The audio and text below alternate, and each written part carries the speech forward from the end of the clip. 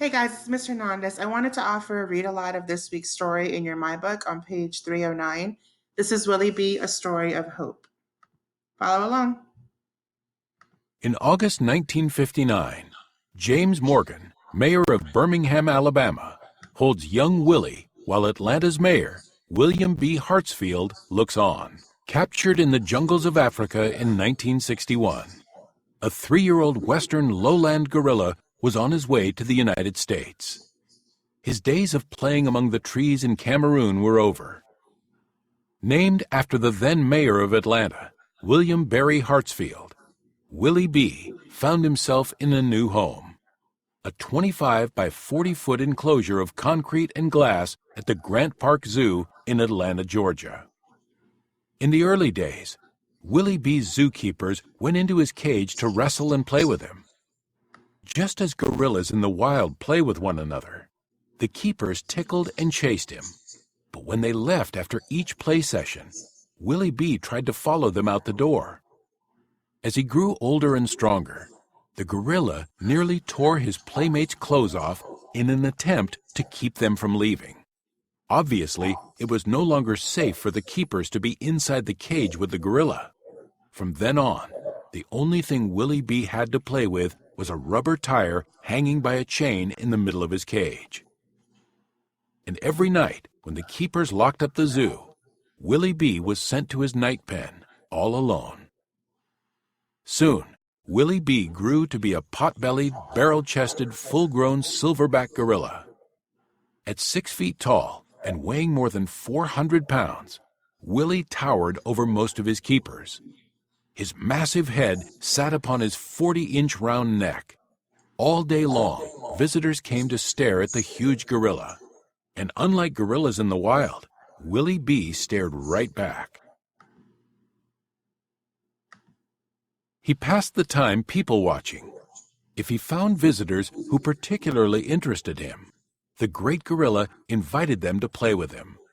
He walked toward the spectators, hitting the bars with his elbows and encouraging them to play chase. When the visitors left each night, Willie B gathered up anything he could find: sticks, rope, hair, fruit peels, pieces of tile he had removed from his cage, and sometimes bits of trash. Then the giant silverback carried his fistfuls of treasure into his night room, set them down, and fell asleep with them beside his head. Sometimes Willie B would offer one of these objects to a zookeeper, usually as a trade for his favorite snack, fruit treats. Another favorite of Willie B's was his daily cup of milk. As the keepers poured the milk into a cup, Willie B would raise his arms above his head and bark in excitement. In anticipation of the treat, the heavyweight gorilla would run around his pen, causing the walls and floors to shake. Fruit was... Day after day, Willie watched the people who were watching him. He particularly liked the gum chewers, because Willie B loved the sweet taste of gum. If he noticed someone was chewing gum, he would sit directly in front of that person. Holding a steel bar of the cage in each hand, he'd push his nose in between the bars and stare. While he stared, he pretended to be chewing gum himself. The zoo visitors often asked zookeeper Charles Horton if Willie had gum in his mouth. As soon as Charles explained that it was Willie's way of communicating that he would like some gum, the visitors almost always began to search through their pockets or purses to find a piece for Willie B. Charles always removed the wrapper and handed the gum to Willie, and then everyone watched the gum-chewing gorilla. Although Charles never went into the cage with Willie, the two still played many games together. One activity they both enjoyed was a kind of game of boo. When Charles walked down the aisle between the glass and the bars, Willie would sit in the back corner of his cage looking up and down and acting generally uninterested.